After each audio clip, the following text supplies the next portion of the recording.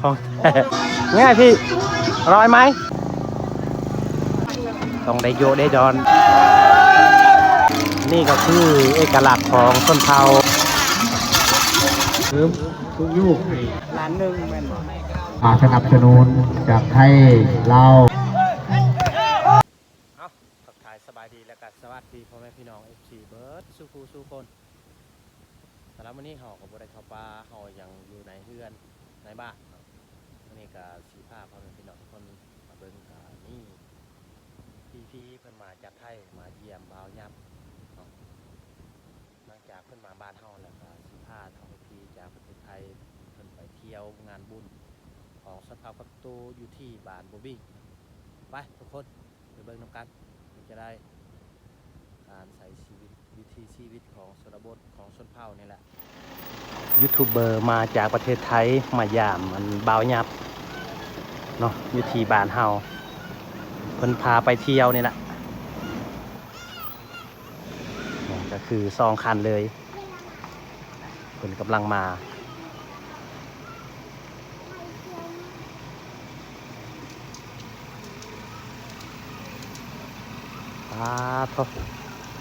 เขามาจากไกลยังมาหอดบ้านเฮาเนาะก็ดีใจนำนะPPFC ยูทูบเบอร์จากประเทศไทยเอาสิไปบางดินไปเดี๋ยวว่าพี่เวรเนี่ยมันมีแนวแช่นะแต่เขาเฮ็ดไว้ทาได้บ่เพราะย้อนมีตัวแสบาทเดี๋ยวมันยากที่เอารถไม่นี่บ่วิธีเฮ็ดอยู่บ้านเอาสิไปบางดินไปเดี๋ยวว่าพี่เวรเนี่ยมันมีแนวแช่นะแต่เขาเฮ็ดไว้ทาได้บ่เพราะย้อนมีตัวแสบาทเดี๋ยวมันยากที่เอารถคันเก่าก็มูเล่นสตาร์ท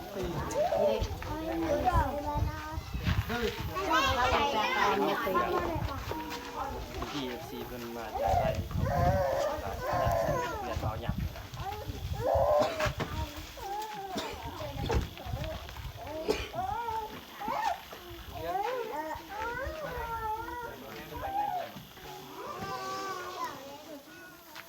มาแล้วจังไปยายกันเอาจับมือเดี๋ยวพาขึ้นเลยไปยายกันเอาแต่สิแจกเอารถ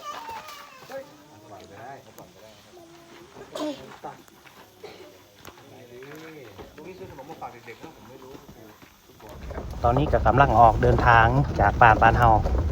ไปเที่ยวอยู่ที่บ้านบะบิงผ่านพี่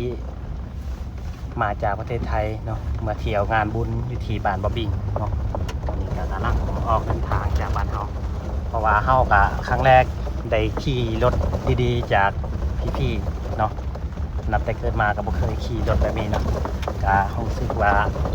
ตื่นเต้นและก็ดีใจนำได้ไปนำเนี่ยนะเส้นทางบ้านเฮา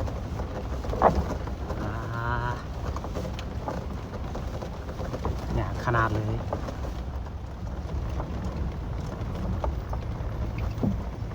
แขกมาลายขนาดพอดีถ่ายอยู่นี้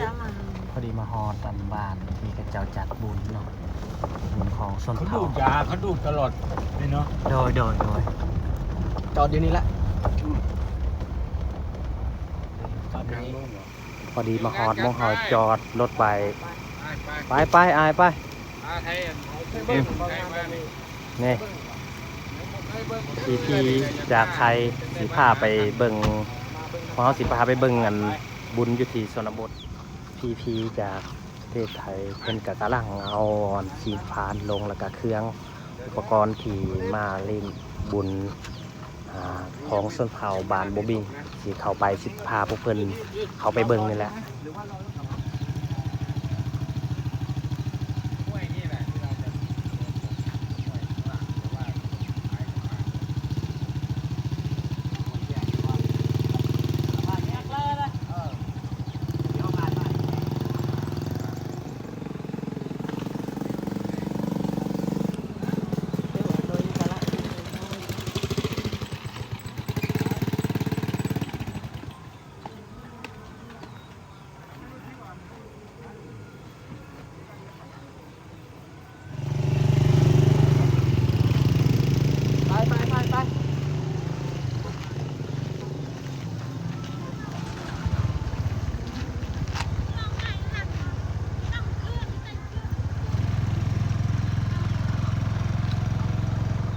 ผ้าพี่ยางลง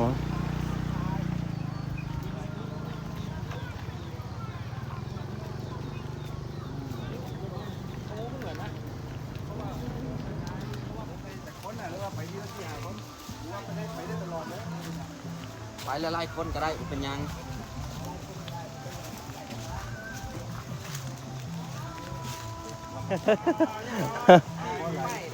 ค่อยๆเดินค่อยๆเดินพี่เดินค่อยๆเดินค่อยๆพี่ ถ่ายต้น นี่ใกล้ฮอดแล้วใกล้ฮอดแล้วโอ้ยอายเพิ่นลองสูบเนาะเพิ่นลองสูบกระบังเพราะว่าเพิ่นบ่เคยง่ายพี่อร่อยไหมหอมบ่อ้าย อันนี้คือสีเข้าทางอันสลาควนของบาทเขาเนี่ยแหละสีเข้าไปอันนี้ก็คือมองเขาจัดพิธีเลยกับบอลว่า2 หมู่บ้านเขาแห่กันหรือว่าเขาโยกเขาหย่อนจังหน่อยตอนชีแรงๆประมาณ4 โมงหรือว่า5 โมงนะหลายกำลังนั่งประคอนเพราะว่าย่างไปมันฮอนนี่แหละหายเพิ่นหายเราทดลองสูบนี่แหละ ของแท้ตอนนี้ก็กำลังพาพี่กินข้าวนี่แหละหลังจากกินข้าวแล้วก็สิไปถ่ายให้พี่น้องเบิ่งบรรยากาศตอนหมู่บ้านเพิ่นเฮ็ดบุญนี่แหละ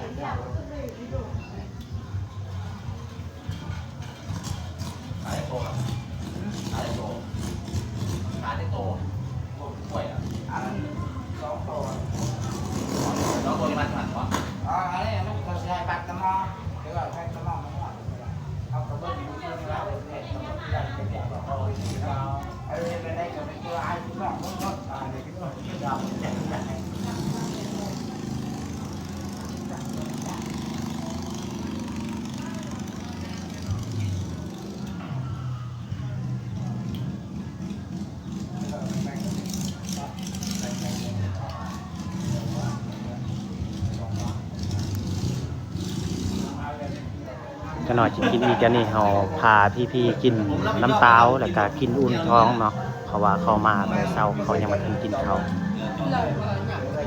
จะหน่อยจึงกินลาบแล้วก็มาเพียพานกินน้ำกันตอนนี้ก็คือทางหมู่บ้านบานตะมอเพิ่นโยกก้อนเนาะสำหรับบานบ่บิ้งเพิ่นก็สิขอนำกับหมู่บ้านบานตะมอนี่สิ่งแรกก็คือบ้านบ่บิ้งนิดโยนี่จะเป็นผู้เฒ่าผู้แก่ต้องได้โยได้ดอนได้ฟอนได้ล่ำ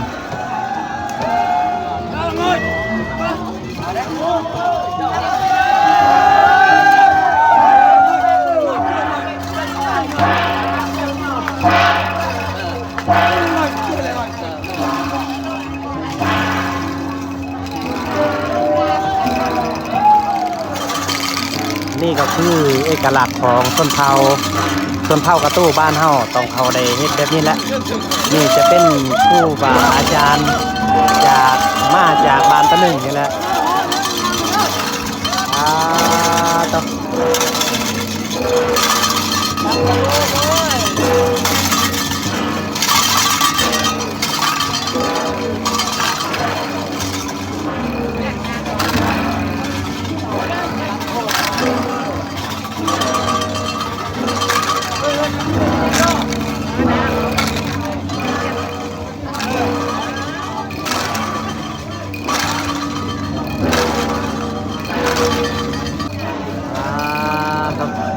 สาวไม่แต่พูงามๆ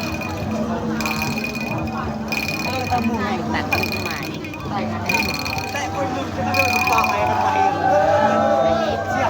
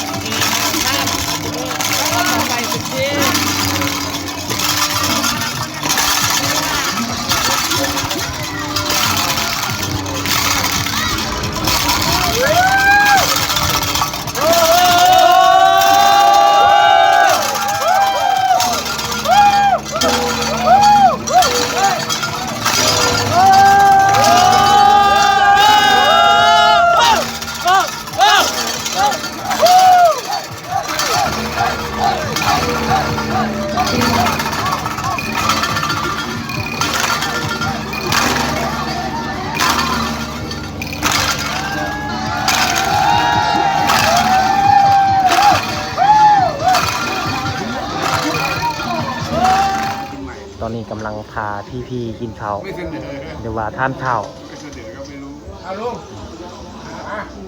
ไปยก อ๋อยังไม่ได้กินเลยว างก่อน นั่งเฝ้าเลย ของแกดีไหวไหมพี่กอบ เมื่อกี้ผมไม่ได้กิน สาโทแก้วหนึ่งเนี่ยไม่เท่าอันนี้แก้วหนึ่ง มาก่อน มา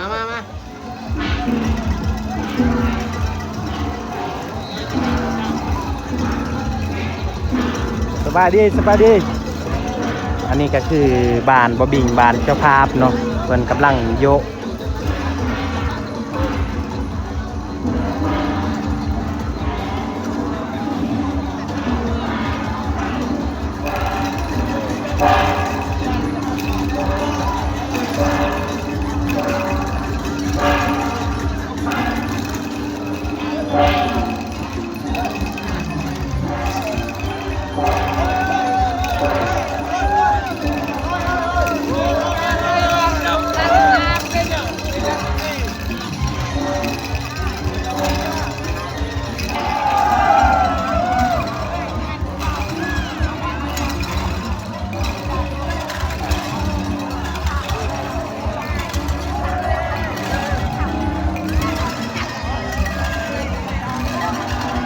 ตอนนี้ก็คือบ้านบ่บิงบ้านเจ้าภาพก็คือเรียบร้อยโยกไปเรียบร้อยเนาะ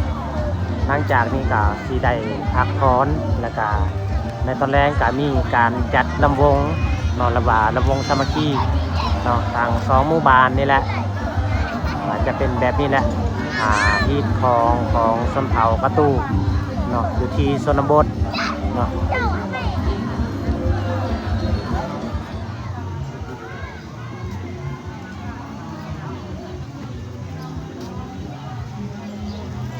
ที่คนไทยเพิ่นสิขนมมาให้เด็กน้อยเนาะประกอบเงินให้ จะดูมันก็มาจะให้เดี๋ยวพ่อไป บ่าวเนี่ยเป็นผู้ซื้อเนาะ เอาอยู่สุดสะดวกกว่าจะให้นะได้น้อยพี่แรกเขาให้ได้พี่แรกเขาว่าพ่อใหญ่พวกได้พ่อคุณชายบ้างแล้วพวกเรามาจาก ที่คนไทยเพิ่นกำลังเอาเงินประกอบให้2หมู่บ้านเนาะตอนนี้ที่คนไทยกำลังประกอบ2หมู่บ้านเงินสุกยู่ เพื่อ เนาะ ส่งเสริมทุกยุคให้กิจกรรมบ้านเขานี่งานบุญบ้านเขานี่ได้ยังยืนต่อไปขออนุญาตตรงบอกก็ได้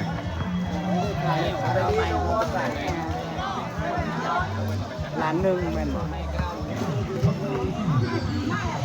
ก็ไปแจ้ง หวังว่าเชียนได้เอาเงินไปใช้ไว้ยังมีประโยชน์สูงสุดในบ้านเด้อนะ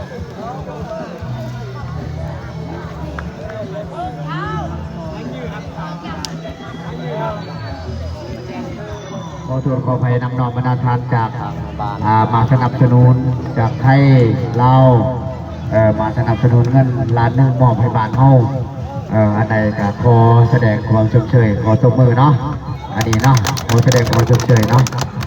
มียังก็จะให้พี่นาพี่ฮือมียังมาสนับสนุนต่ออยากเพื่อพวกเฮานี่บรรดาทานบรรดาชายคอมเมนต์มาจากไทยเรามาเบิ่งมาชมมาเที่ยวสนับสนุนแล้วเงินล้านหนึ่งพวกเราดีใจนำมุดทุกคนพวกเราตั้งหน้าพ่อแม่พาสุน200ไปเพิ่นคดีใจนำบรรดาทานบรรดาสหายเนาะขอขอบใจประมาณ2 บาทเนาะบ้านตะมอบ้านกระดึงเนี่ยบ้านตะมอวิ่งมื้อนี้ก็แม่นว่าได้เห็นเงินล้านหนึ่งก็ดีใจนำแล้วได้มาสามัคคีอยู่นู่นส่งเสริม เฮ็ดลาบเนื้อพานเลี้ยงให้ฟรีให้พี่คนไทยเนาะเครื่องหอมเฮาก็ครบเตรียมมาไว้แล้ว อันนี้ก็คือนี่เพิ่นจัดงานกีฬาตีบ้านเนาะระหว่าง2หมู่บ้านเนาะโอ้ลงเรียบร้อย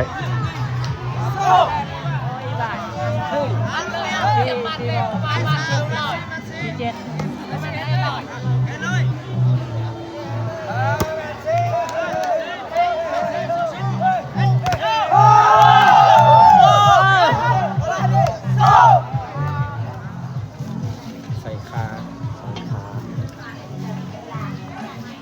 ซีนที่เฮาซอยกับตับแล้วก็มีพุ่ง เกลือเป็นหนัวไส้หรือเปล่า อยู่นี่ย่าง เราใส่เนาะ ย่างกันใส่ เนี่ย 60แล้วเตรียมไปใส่ผงนัวใส่แล้ว ใส่เกลืออีกโอเคแล้ว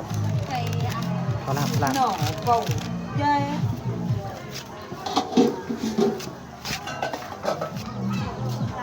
ให้เบาแจ็คเป็นผู้บริหาร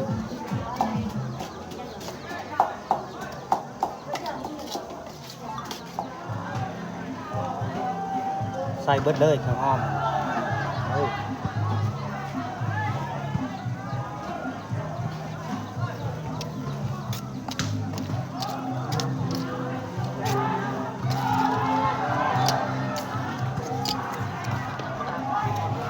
เพิ่มอีกเศษถ้วยหนึ่งนึงจ้าแล้วบ้าน ข้าวปุ้งลาบหรือว่าก้อยต้มแล้วก็สำเร็จเรียบร้อย อันนี้จะมากินข้าวแรงจีเลียงที่คนไทยเพิ่นมาย่ามเนาะ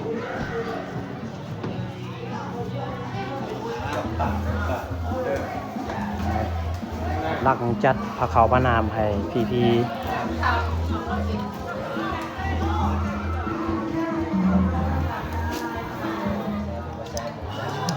ที่นี่เขาไม่กินมะนาวนะ บ่มีมะนาว เขามีเครื่องปรุงเป็นมะนาว โอ้มันจะมะนาวให้ว้าว ต้องคันที่กินอย่างสมๆต้องเอาอย่างใส่แค่นั้น มา เปรี้ยวไม่กินสม กินแล้วข้าวกินแล้วข้าวกินแล้วข้าวแก่เพชรกินแล้วข้าวแก่เพชรเนี่ยน้ำโอ้น้ำรอสักครู่สิรอสักครู่โอ้ พาพี่ๆกลับบ้านของเฮามานอนอยู่บ้านเฮาว้าย่างตื่มตามย่างกลางคืนเลย อย่างซื่อๆบ่เป็นอย่างเด้อ บ่เป็นหยัง เมาดิ สงสารพ่อเท่าพู้นละคุณย่างก่อนเว้ย ตอนนี้เมื่อหอดรถแล้วสิเมื่อนอนอยู่บ้านเฮานี่แหละ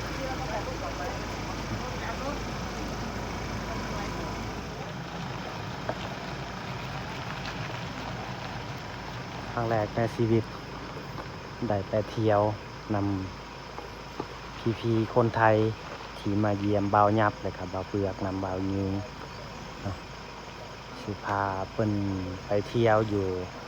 เขตชนบทนี่แหละ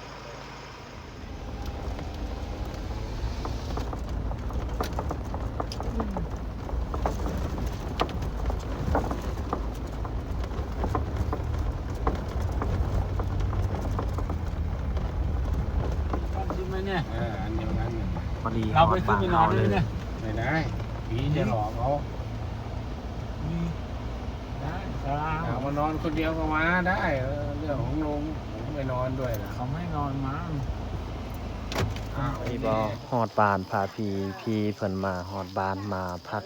นอนอยู่เฮือนบ่าวยับนี่แหละนี่จะแม่นเฮือนครับบางทีเขาพาพี่ไปดินบุญ นักเดินทางไปอเมริกา เนี่ย ไม่ใหญ่พุ่นอ่ะ โดย ในรถท่านน่ะ เพิ่นจัดให้เขาห้องนอนแหละนี่เรียบร้อยพี่เพิ่นกำลังขึ้นไปขึ้นมานั่งนอนนี่แหละ นอนเด้อบ้านนี่ โดยนอนพักผ่อนนอนเอาแหงนี่แหละ